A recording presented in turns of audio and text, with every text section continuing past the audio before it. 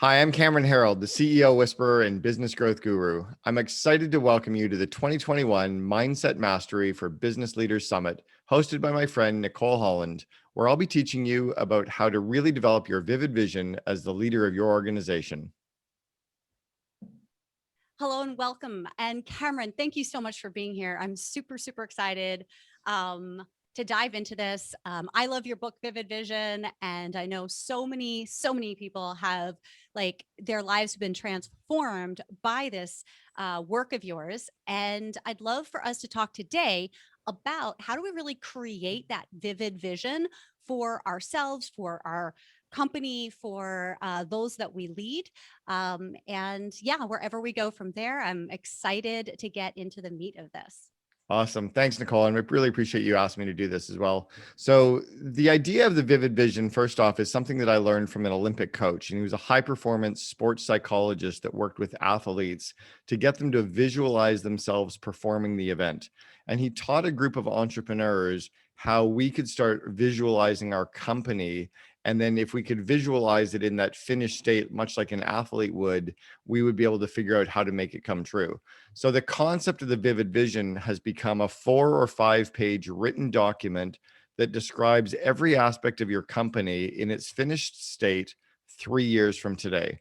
So it's almost like leaning out into the future or almost like traveling in a time machine. If you were to hop into a time machine and travel out to December 31st, 2024, and you were going to walk around your company and you could see what your employees were doing and how they were interacting. You could see your customer interactions. You could read what the media is writing about you. You could walk through your business areas like IT and finance and operations. You could see how your team's interacting online and in office and remote teams.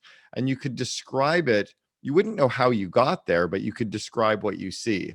That's the core of the vivid vision, is describing what your company looks like in such vivid detail that all of your employees, customers, and shareholders can then see what you as the owner can see, and then they can figure out how to start making that come true. That's the essence of it. That's fantastic. So, how do we get started with that? Because I think, for me at least, and I think this is a struggle for a number of people, is we get very much in our heads, and it's like, okay, this is the thing we have to do. Mm, And I think sometimes we get blocked by the reality or what our yeah, belief systems are. So, can you walk us through some techniques to get started and release whatever kind of barriers are holding us down and holding us in the now and in our stories, and help sure. us get to really being able to open up that that vision? Yeah.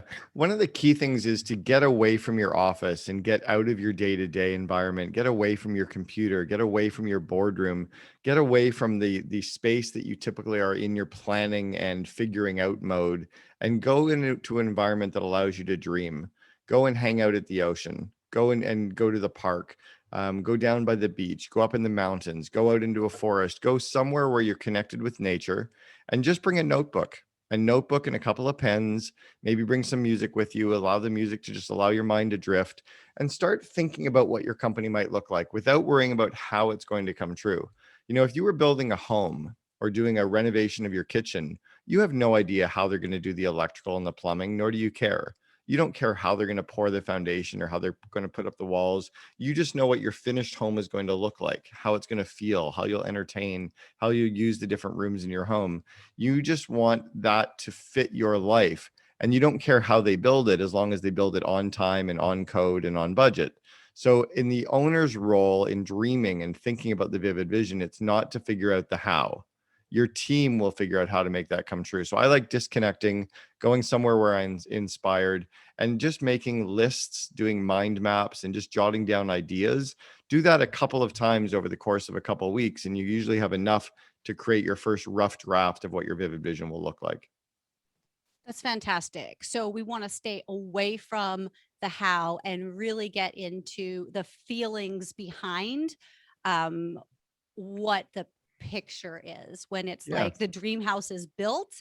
So we can go through the different rooms, and we can look at the wallpaper or the paint, and we can look at our design choices that make us like visual, envisioning that make us feel really good. Um, Obviously not for a house, but for the company and the business, and our team and everything. That's what I'm hearing here.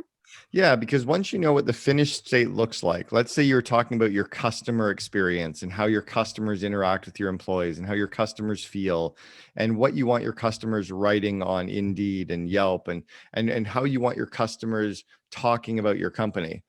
You don't necessarily know how to make that happen, but you can describe all those interactions. And then when you understand where you are today with your customers, you can reverse engineer that and start figuring out how to get to where you want to go. Much like driving a car. If I'm in New York City and I say I want to get to LA, at least I know the destination. And then I usually work backwards from LA to New York. You start figuring out the path and then you actually then execute on that path. Awesome. So talk to me about some of the blocks that people have along the way as they're working through building their vivid vision, Mhm. over the days, the weeks. What if they're getting stuck? What are those sticking points that you see time and time again? One of the big ones is that when you start sharing it with some of your employees and your team as you're crafting the vision, they don't buy into it as quickly because they can't see it in as much clarity as you can see it yet. You've probably been swirling the ideas around in your brain for months, and they're only seeing it for the first time for a few minutes. So they don't quite buy in right away, and they can start to become the naysayers or the yeah buts, and that can raise doubt in your mind. But if you can really feel it, if you can really see it, you just have to trust that over time, they'll start to feel it and see it as well. And again, it's much like building a home. There's not a homeowner in history that ever sat and worried about how I was going to do the electrical and the plumbing and the drywall and the framing. They just focused on what the finished home was going to look like and feel like, and let the contractor figure out how to make that come true. So that's one. The second one is when the owner starts to get into planning mode and they really start to almost put the plan into the vivid vision. It's not supposed to be the plan. The vision of what you're building is first, the plan on how to build it comes second, and then you hand the vision and the plan to the employees, and the employees can build the company for you. So you have to stay out of planning mode until the vivid vision is complete. That's fantastic. So once you have that complete vivid vision, you hand it over, how much oversight should you have, in in having the teams execute? Like, do you suggest like regular meetings, or how do you ensure that everybody is on the same page and the right trajectory? Yeah, it's really different based on the size of the organization, right? So you're talking about, an organization with 10 employees or 50 employees or 500 or 5,000 or 500,000 employees. It's very different in terms of how the leader is going to get involved in the day-to-day to figure out the plan. So typically what happens is the leader will make sure that the leadership team and managers are all bought into the vivid vision. The smaller the organization, the CEO will make sure that all of the employees are bought into the vivid vision. If you don't like what we're building, it's probably the right time for you to leave. And then you recruit all the right people who will help you figure it out. The second stage is for the leader to make sure that the leadership team starts putting the plan in place to architect that vivid vision. What projects are we going to do to make the whole document come true? What projects will we do to make each sentence of the document come true? And then what order are we going to build those projects? It's kind of cool when you're wanting to build a home to put the Sub-Zero fridge and the Wolf stove in and the beautiful cabinets, but you kind of need to put the foundation in first, and then you need to put up the walls and the electrical. There's like an order of operations to building a home. It's very similar to building your company.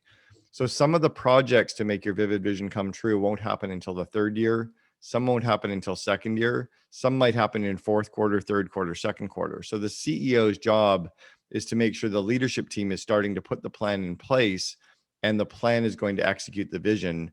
And then, again, it's based on the size of the organization, how involved they're going to be in making it come true at that point. Fantastic. And I get the sense that the vivid vision is something that generally people don't start out with when they start their business. They get enthusiastic and excited, and unless they have a lot of experience in building a business, an entrepreneur would, I think, generally just jump in and figure it out as they're going. So have you seen many small businesses that are owner operated, that really haven't had that clear, vivid vision, and they've been struggling and sort of stuck at even if they're not struggling, they kind of hit the ceiling in order to Yeah. scale. It seems like this is a really, really key component of being able to take your business really to that next level. Is It's that not that that's not quite true. What okay? my experience with entrepreneurs, and I've worked behind the scenes coaching entrepreneurs for 33 years now. So my experience with entrepreneurs is they tend to have the vision in their mind, but they maybe haven't clarified it enough. But they know at the gut level how they want their customers to interact. They know at their gut level how they want the employees to work together. They know at the gut level what they want the experience to be. They have this feeling, but maybe they haven't articulated it yet. So you're right in that maybe it isn't clear, but it's not like they don't know. They usually do know, or they even wouldn't even be starting the company. They often more get blocked on the how to make it happen, but they're usually very clear on what the end result should look like. They just don't know how to get there. And that again is a different part of the puzzle from the vivid vision component, right? The vivid vision is where we're going and aligning all of your customers, suppliers, and employees so everyone can see what you can see. The figuring out how to make that come true or who can help you make that come true is a different part of the puzzle. Great. So if there's anybody in the audience, for example, that has gone through a situation where, of course, they have an idea of what they want and they have that passion and everything, but they don't have the documentation per se, Mm. or they can't really articulate specifics in a way that other people have received it, and they want to dive into your book and your methodology and really work through this. Um, do you have any recommendations for, I mean, we did talk about like getting out in nature and doing things like that, but on with all of your experience, anything else that you've seen people do that are wanting to implement a vivid vision Sure. but haven't gotten there yet? Yeah. So, and the book Vivid Vision rolls out the entire process of how to craft one, how to roll it out internally, how to roll it out externally, how to start making it come true.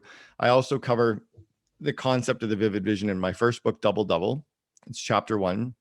And then also in the Miracle Morning for Entrepreneurs that I co-authored with Hal Elrod, it's covered in that book as well. And then there's a TEDx video. The third TEDx talk I did was called Your Vision Statement Sucks, and it's about the vivid vision concept. So what I like doing, once your vivid vision is crafted as a Word document, maybe it's a 4 or 5 page rough draft, I like giving it to a copywriter who can really polish it up and make it pop off the page. You know, most entrepreneurs are not copywriters, right? They have an idea and a rough idea, but they need someone to polish that idea to really make it inspirational.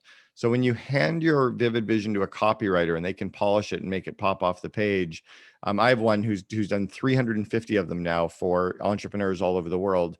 Then they actually pass it off to designers, graphic designers, who will add your design elements to it to make it feel like your brand.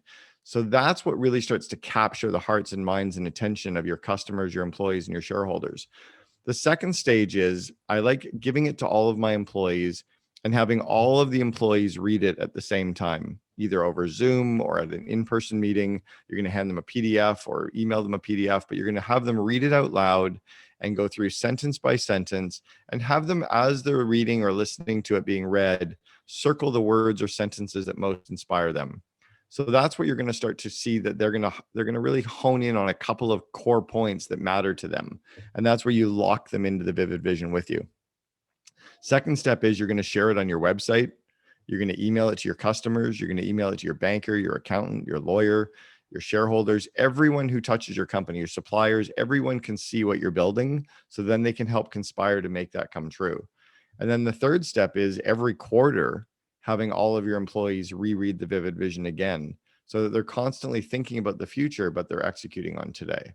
Those are really core points that really help to then, you know, make that vivid vision come true. Amazing. Okay, so we basically have an SOP there in short form. And of course, you know, getting into the book and everything, get more Mhm. details. And we're going to talk about some more stuff as well, including your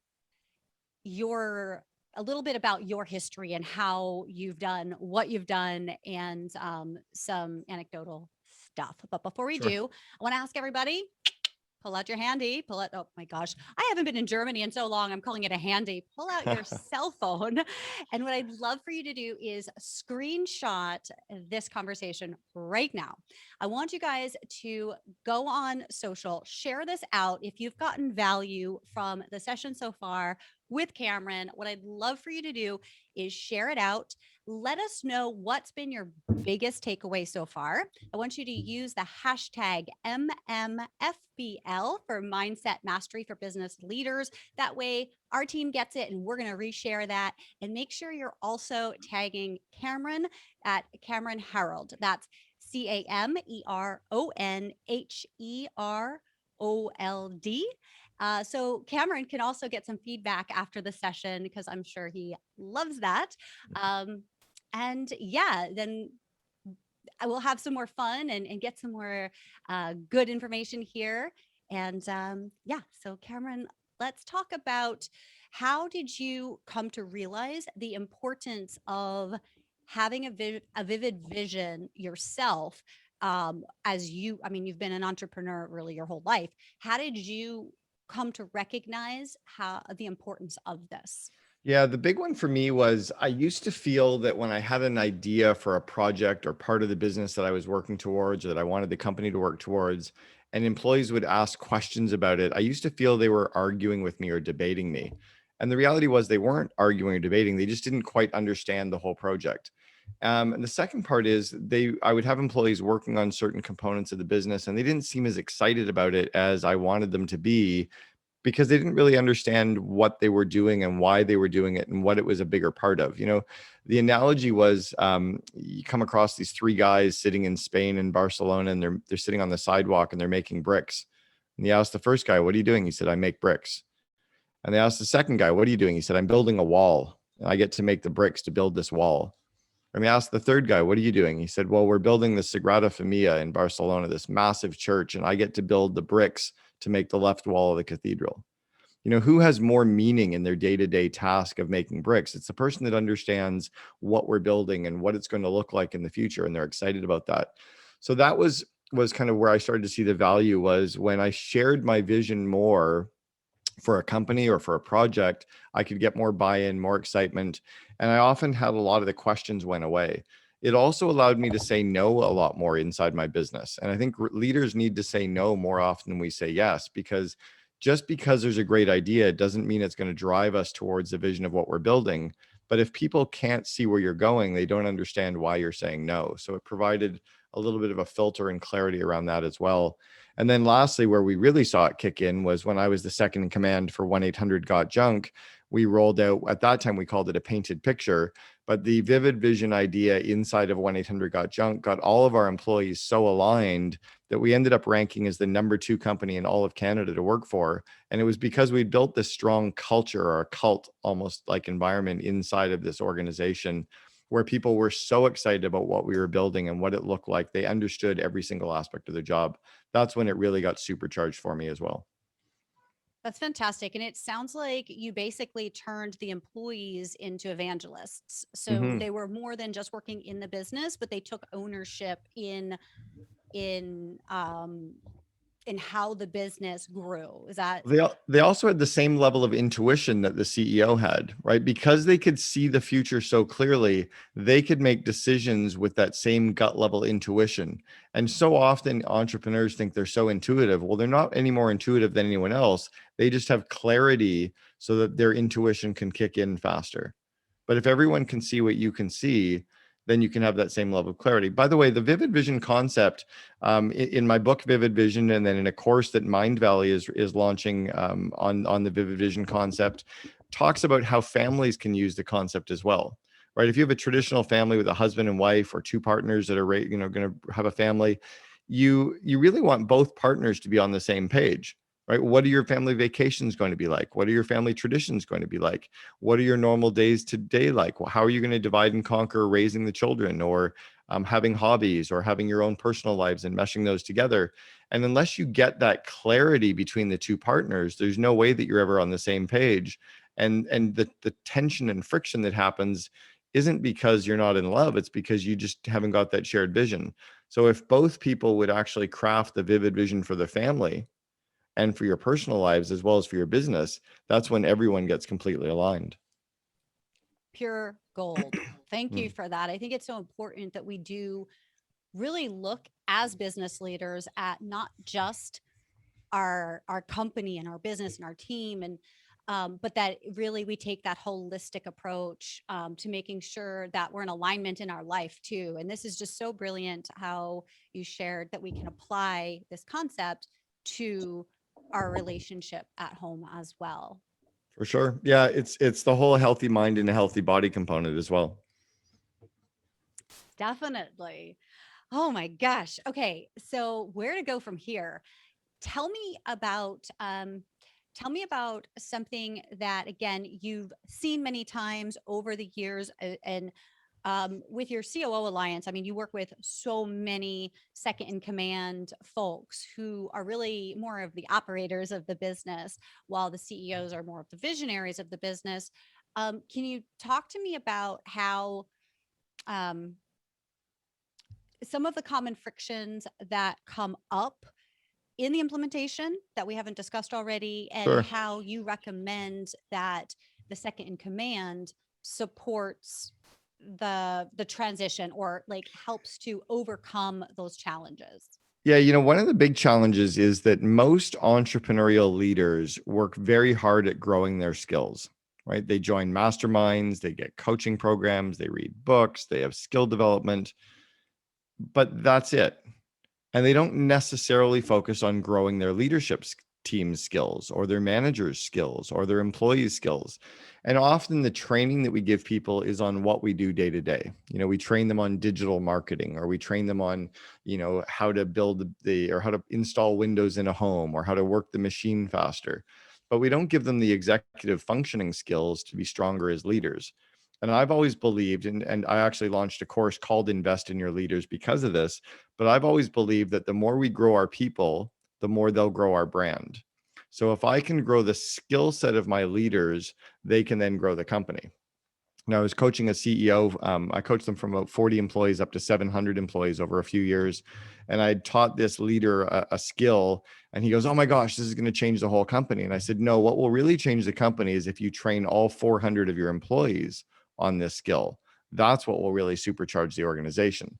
So leaders need to remember that it's not about just growing themselves. It's actually about growing their whole team. So imagine if all of your managers were stronger at coaching or situational leadership or delegation or project management or time management or email management or conflict management or interviewing or running meetings, all the skills that managers need to actually run the day to day and the leaders need to actually grow the organization. And I think if leaders would do more of that, they would realize that their team would actually be able to do the job.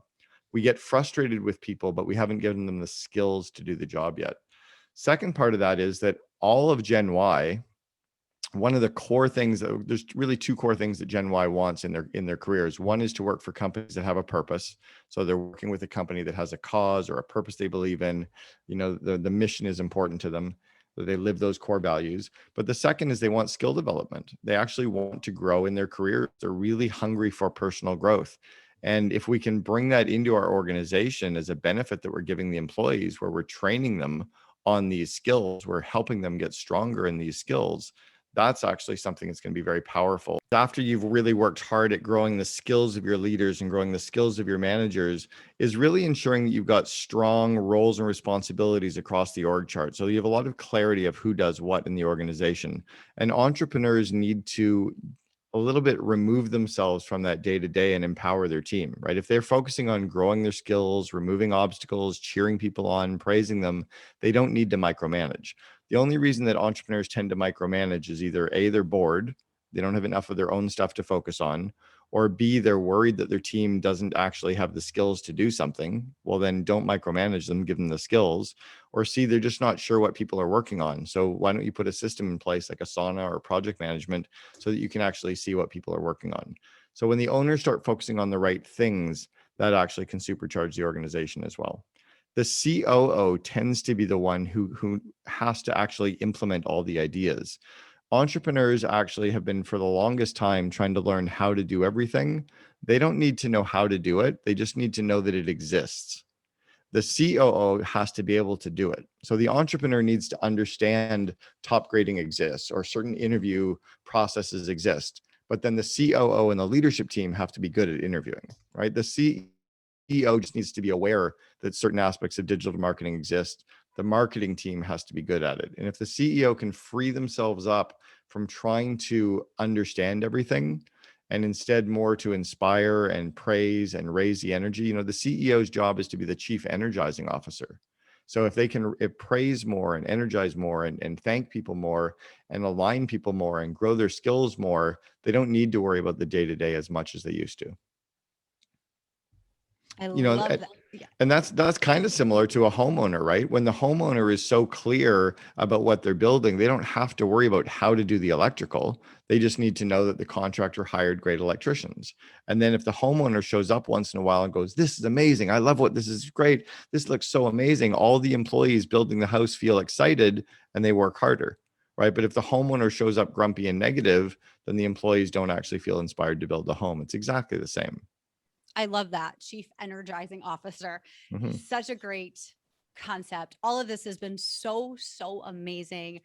We do have a few more minutes, but I want to ask you one key question is if you could succinctly share your message overall in a sentence or two, what would you say? Oh, wow. If you don't know where you're going, any road will take you there, right? The Cheshire Cat from Alice. So you really have to have that clarity of vision. And then, as Jim Collins used to say, focus on the critical few things versus the important many. That it's really about finding the few things that if you really focus on those few things, that will drive the flywheel effect, and momentum creates momentum. For years, we've been hearing this idea of minimum viable product. I actually think it's more like minimum viable everything. Just get it done and get it out the door, because perfection isn't actually going to scale your organization. Momentum will. That's great. And you can't iterate with data. Like you can't, Mm. like if you don't get it out there, then it's just your own brain or, hypotheses. Whereas once you get it out there, you can continue that iterative process and improve And on. it's actually sadly where MBAs have gotten in the way of entrepreneurial organizations is they try to have these perfect models for everything. And the reality is it's not about perfect. It is about just getting it out and listening and iterating and listening and iterating. But momentum will create momentum, not perfection. If you think about the iPhone today, or what did you call it? The handy, the iPhone or our mobile phone. What is iPhone on, like version 12 right now? In Maybe 14 years, 13 or something. Yeah. yeah. So every year they have another version. They add more features, they add more functionality. It just gets more and more perfect. But if they waited 10 years to roll out the iPhone in its perfect form, they wouldn't have ever had the market. Such a great analogy.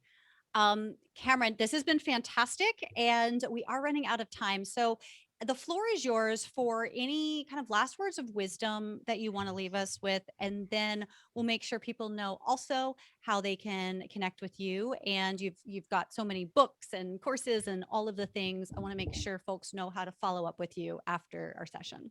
Yeah, they definitely want to check out the Second in Command podcast and the Invest in Your Leaders course. If I was to leave with one kind of parting thought, it's something I've been thinking about a lot in the last year or so, is none of this actually matters.